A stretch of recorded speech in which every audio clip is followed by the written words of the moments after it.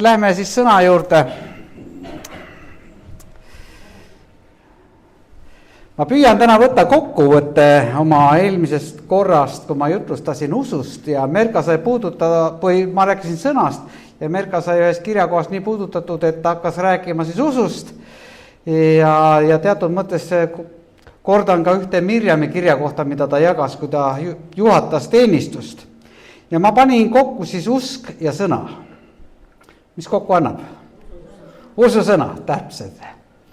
Ma räägin täna ususõnast. Ja eelmise korral, te mäletate, me rääkisin ka liikluse eeskirjadest.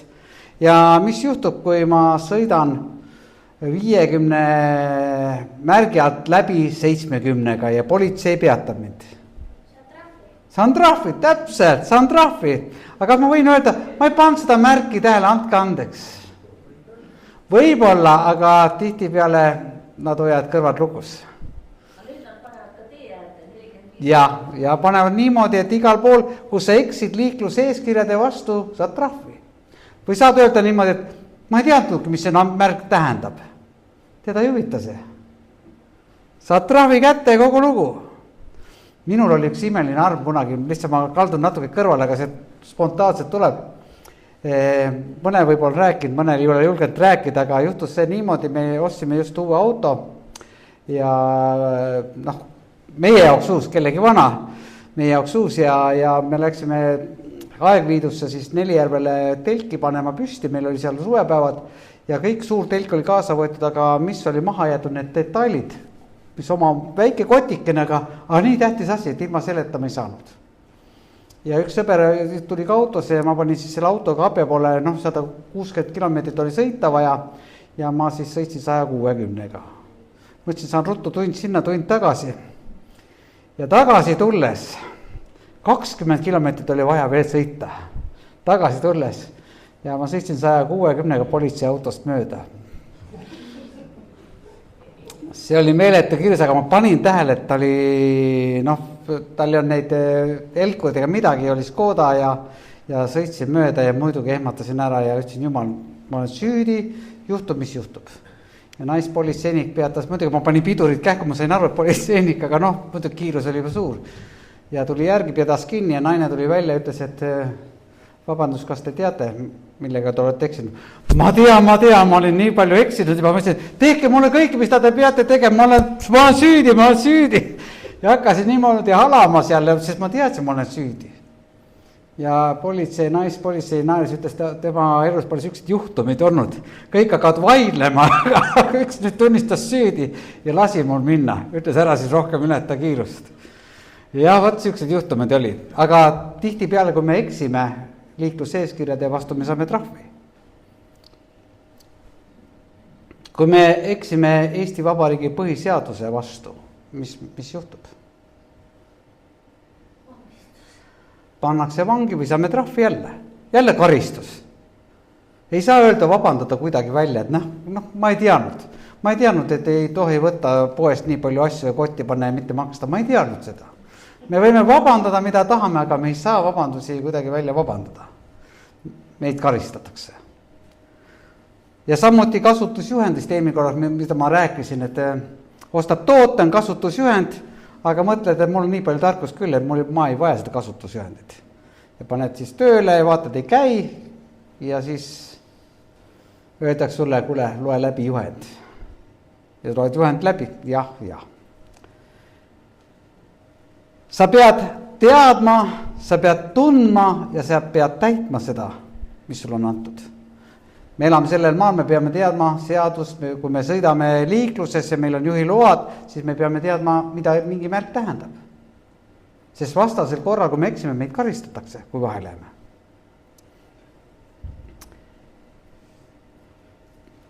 Nii et siin on eeskirjad, seadused ja juhendid. Aga piibelt ma nimetan ka tegelikult teatud mõttes erinevate nimedega. Jumalasõna, ususõna, tarkuse sõna, käsusõna, seaduse raamat. Väga paljud ütlevad neid nimetusi piibli kohta. Ja see ei ole mitte lihtsalt üks sõna teadmiseks seal, et mõned ütleb, ma tean ka Jumalast. Näe, ma olen ka lugenud piibli mitu korda läbi. No tore, kui sa oled lugenud. aga mis see siis annab sulle? Kas see mõjutab sinu elu? Nii et sõna tuleb lugeda, kuulata, õppida tundma ja järgida. Siis on sellest kasu. Kui sa lihtsalt loed läbi, sul on teadmine olemas, siis see ei aita siin palju. Jumala sõna hakkab tööle siis, kui sa kuuletud selle südame häälele ja järgid seda. Ja see sõna läheb tihti peale vastu meie inimliku mõistusele. Eile meil oli suur eesõigus olla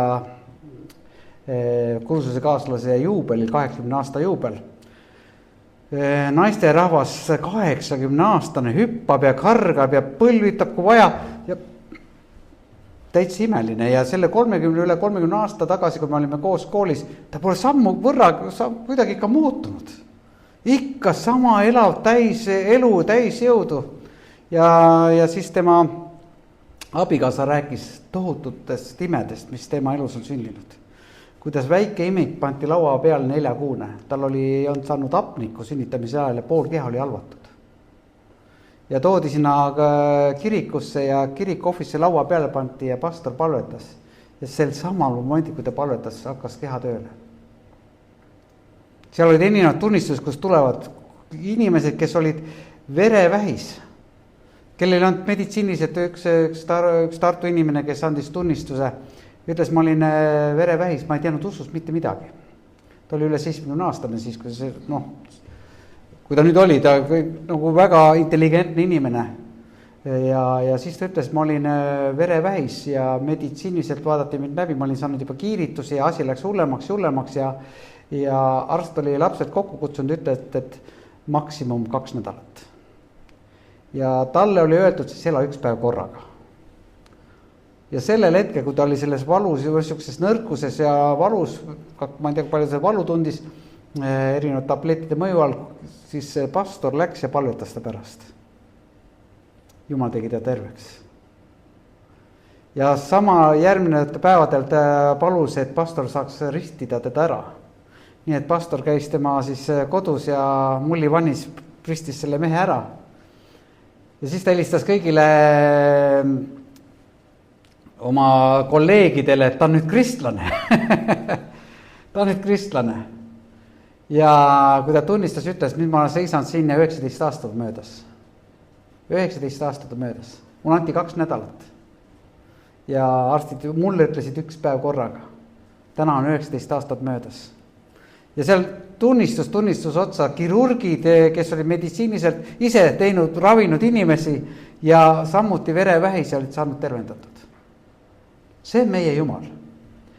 Kus meditsiin ütleb sõna, maailm ütleb sõna, aga mida Jumal ütleb?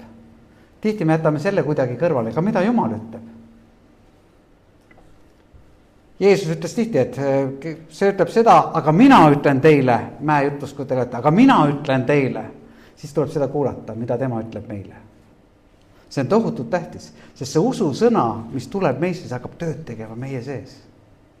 Imelise kombel. Ja sul on eesõigus kasutada seda Jumala väge, panna haigete peale käed ja nad saad terveks. Kuulutada evangeeliumi, see hakkab mõjutama inimest. See on meie üles tõusnud Jeesus. Nii et piibel on ususõna, mis puudutab iga inimese südant. Aga mis juhtub, kui inimene ei usu, kui inimene ei loe seda? Tänapäeval ma ei usu, et Eestis on veel nagu ütleme kirjaoskamatu, kes ütleb, ma ei oska lugeda. Ma olen mõelnud Vene õigeusu kirikus, kus on need ikoonid ja pildid, siis tegelikult need pildid juhatavad ka annavad ühe evangeeliumi inimesele. Nad juhatavad sind ristile.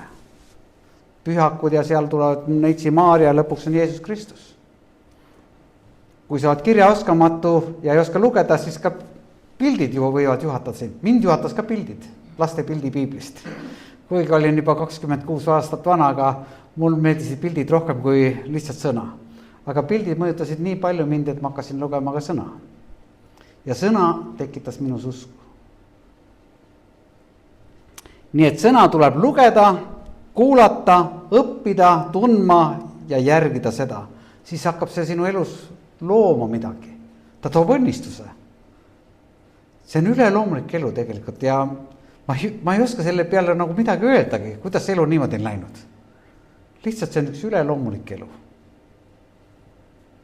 Ja Jumala sõna Rooma kirjas 3:23 ütleb, siis kõik on pattu teinud ja ilma jäänud Jumala kirkusest. Tegelikult me oleme kõik surma mõistetud olnud. Kui me elasime patus, siis me oleme surma mõistetud Jumala palge ees. Aga Jeesus, Kristus, ainusündinud Jumala poeg, tuli maa peale läbi Neitsi Maarja. Ta sündis siia mitte inimese tahtest, vaid Jumala tahtest. Ta tuli maa peale, et otsida kadunut. Tema missioon oli, et inimesed saaksid armu ja uue osaduse Jumalaga. Selleks ta suri ja andis ristil oma elu. Ja igaüks, armsad sõbrad, kes usub temasse, saab Jumala armu ja õigeks mõistmise. Igaüks, hoolimata sellest, mida ta on teinud elus, hoolimata sellest, mida ta on öelnud kellegile, kui sa palud Jeesus Kristus oma südamesse, siis ta tuleb ja mõistab meid õigeks Jumala palge ees. Ta on mõistnud meid surmast ellu. Imeline. Nii et Jumala sõna ei ole ainult lugemiseks ja teadmiseks, vaid see on antud selleks, et me usuksime sellesse ja järgiksime seda. Kuulmine ja kuuletumine. Mitte ainult kuulmine, vaid ka kuuletumine. Ja sõna ütleb, et usu sõna toob suure palga. Me loeme ka kirja kohta Hebra kirjast. Vabandust. Ma loen need kirjakohad, 3 kirjakohta ette, siis räägime veel juttu. No siin on Jeesus üles tulnud. Ja Jumala sõna ütleb, ja see, mis puudutas Merkas südant eelmine kord ütleb, et aga ilma usuta on võimatu olla meelepärane. See, kes tuleb Jumala juurde, peab uskuma, et tema on olemas ja ta annab palga neile, kes teda otsivad. Nii et usk toob suure palga esile. Ja ma olen lihtsalt ämmingus, kui ma julge isegi mõelda selle Jumal ikka nii väheline. Ja ma ei suuda oma inimlikku mõistust sinna kõrvale panna. Sest Jumala sõna tõotab anda suure palga neile, kes teda otsivad. Kuigi meil ei ole vaja teda otsida, ta on juba leitud meie sees.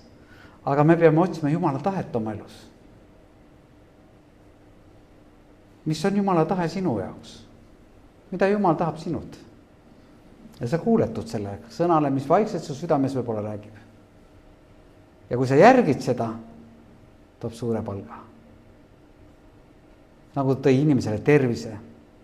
Üks verevähis inimene, kes sai tervendatud, oli üks suur ärimees.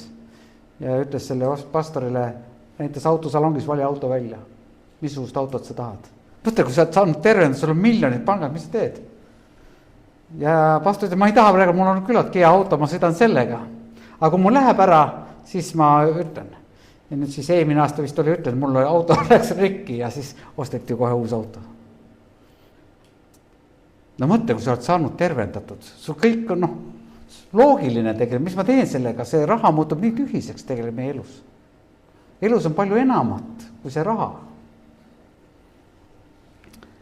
Rooma 10:17 ütleb, järelikult usk tuleb kuulutusest, kuulutus aga Kristuse sõna kaudu. Sõna kaudu hakkab usk tööle meie sees. Mitte iga sõna ei hakka tööle. Inimesed räägivad sõnu, nõiad räägivad sõnu, maailm räägib sõnu, meditsiin räägib sõnu, aga mina usun, aga mida Jumal ütleb? Võta piibel ja vaata, mida Jumal ütleb. Mul meeldib Lea tunnistada alati. Kui Jumal ütleb, siis niimoodi peab sündima ja niimoodi sünnibki. Niimoodi peabki käituma. Kui ma olen terve, siis ma olen tervendatud Jeesuse Kristuse nimel. Igasugune kartuse, hirmu, meelevald ei saa võitu, sest Jeesus on mul tervendanud.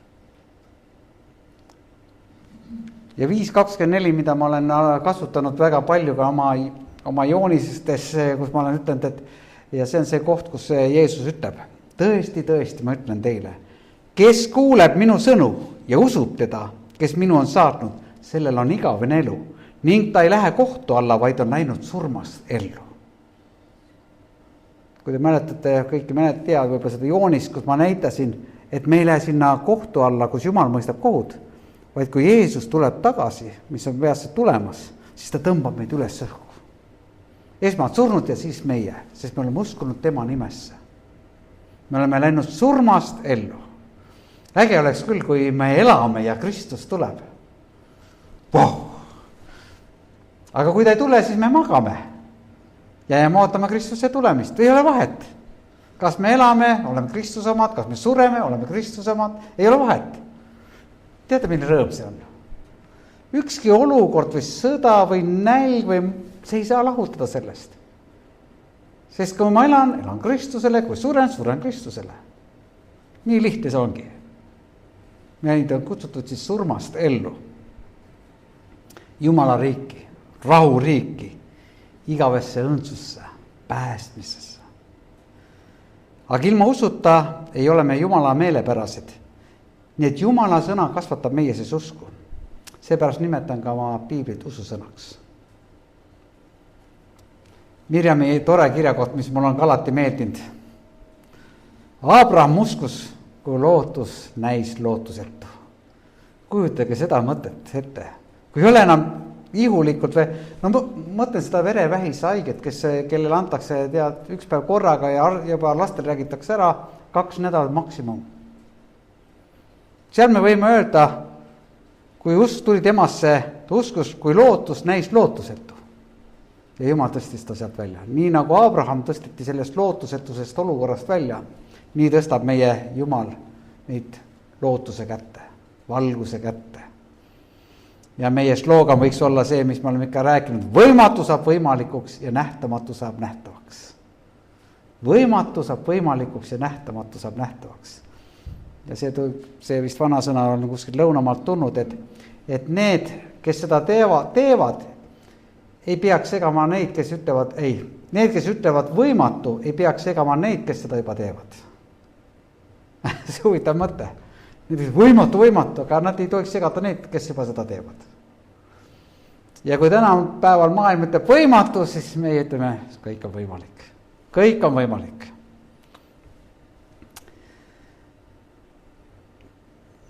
Nii et Jumal on üle selle võimetuse, mis inimeses on. Ja ta tahab anda inimesse lootust läbi selle ususõna, lootus. Ja see on meie lootus elava Jumala peale, kelles me usume. Ja sõna on tohutult tähtis ja eile me palutasime ka 2 inimese eest, kes olid samuti selles olukorras, kus inimlikult ei ole midagi enam võimalik.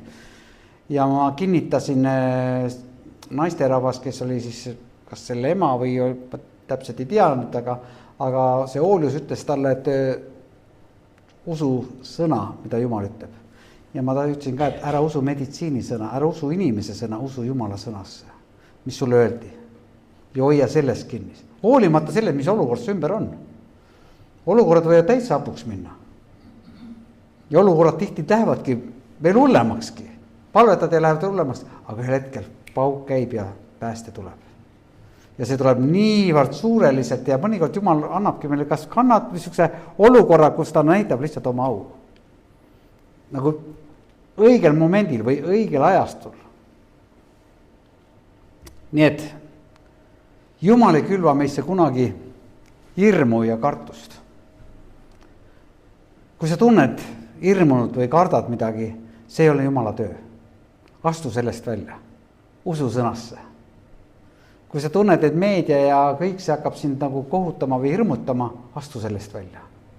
Võta piibel. Loe seda usu sõna, et usus tekiks sinu sees. Usun, et oleme samal lainel ja tihti, kui ma sõidan autoga ja kuulen raadiot ja raadio hääl hakkab ragisema, kähisema, siis ma ei jää enam kuulama seda lainet. Siis ma keeran uue laine, kus hääl läheb selgemaks, kus meloodia läheb ilusamaks. Ja mulle meeldib puhas muusika, nii nagu Jumalal meeldib puhas muusika. Põikan natuke veel kõrvale, mõtlesin, milline kiirus on Jumalale ja milline kiirus on see nendel asjadel, mida inimesed on välja mõelnud. Ja mõtlesin raadiolaine peale ja ega me tihti ei mõtle ju, kuidas see sagedus ja need võnked ja kuidas need ulatuvad meie saatjani. Me kuuleme kas arvutist või telefonist või raadiost või televiisorist, me kuuleme ju hääli. mis on saadetud kaugelt ja kaugelt. aga me ei mõtle nende paljudel nende asjade, me teeme oma nupu lahti ja kuulame. Telefon lahti ja kuulad. Me ei mõtle nende asjadele, aga ma vaatasin, selle ajalugu on väga huvitav, kuidas heli meieni jõuab. Öeldakse, et elektromagnetlaine kiirus on nagu valguse kiirus vaakumis, ütleme 300 000 kilomeetrit sekundis. Mõelge, 300 000 kilomeetrit sekundis. Ja sealt kui kuskil kaugelt räägitakse, mõnikord on see, et hääl nagu võib-olla natuke koged, aga ikkagi see on nii kiire. Aga alguses, kui avastati, et on olemas elektromagnetlaine, siis teadlased hakkasid rohkem pühenduma selle peale ja üks vend, kelle nimi on Tesla. Tesla on muidugi hea ka temast tulnud ka autotootja. Ja Tesla leiutised tegelikult, mis ka patenteeriti USAs, need viisid teadlased otsima seda rohkem ja rohkem. Aga esmane autor oli Tesla. Ja edasi muidugi 1873 leiutati siis elektromagnetlaine. 1890, see tähendab siis 17 aastat hiljem. Mõtle, teadlased ainult pusisid selle ümber. Leiutati antenn. Kõigepealt on mingisugune avastus, siis leiutatakse antenn. Ja muidugi 1894 leiutati ka vastuvõtja. Saadeti mingi häälevõnge ja siis kuulati seda võnkumist. Ja esmalt oli selle pikkuseks 36 meetrit. Aga järjest muidugi teadlased, see areng läks ja siis jõudsid nad 74 meetri peale. Ja selline vene teadlane nagu Popov, siis 1895 sai hakkama siis selle traadita telegraafiga või tähendab, tema sai selle kauguse viia 3400 meetrini.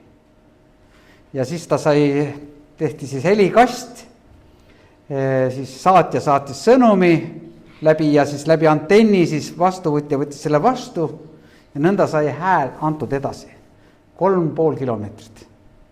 Tänasel päeval on see juba arenenud sinnamaani juba, kus iga maailma otsast mingisugune ütlus me saame juba teada siin. Kuidas see käik on ikka arenenud, see on väga huvitav. No esmased siuksed raadiod. Ja ma hakkasin vaatama ka televiisorit. Esimene nõukogude aegne televiisor oli selline, mis ta nimi oligi, KBH49. Tegelikult selle ekraan oli 10 korda 12 sentimeetrit. Et seda tuli vaadata siis luubiga. Et selline, niisugused huvitavad telekastid olid ja mina mäletan, kui kas oli 70-ndate lõpupoole, kui vanemad ostsid värviteleka. Meil oli mustvalge telekas, aga see värvitelekast, seda oli nii raske, et 2 mehega toodi ta tuppa. Ja seal oli ka siuke nööri või juhtme jupp, kus oli ka pult küljes, sa said puldist vajutada kanaleid. Aga see areng on läinud, vaadake kuhu maani. Tänasel päeval nagu rullid teleka lahti ja paned seina peal nagu pildi. Asjad on läinud juba nii kaugele. Ja ma ei jagu kaugele, ega varsti niimoodi, et meil ei olegi vaja, paneme ühe väikse aparaadi siia ja lööb pildi üles igal poole. Elusuuruses pildi ja neid on ka juba olemas. Ja inimesed arenevad. Aga mõelge see kiirus 300 000. Inimesed on leiutanud ühe allika või ühe elektromagnetlaine, mille kiirus on selline, siis Jumala kiirus on veel suurem. See on huvitav. Jumalat ka samuti ei näe, nagu elektromagnet välja me ei näe. Seda ei näe me keegi. Aga ometi ei saa öelda, et seda pole olemas. Inimesed on selle avastanud. Ja huvitav avastada seda, mida pole olemas. Nagu ütleme, on olemas, aga silmadega ei näe. Ja nüüd avastada, see on ikka üks jumalik tarkus tegelikult. Ja ma arvan, et teadlased olid ka jumala kartlikud.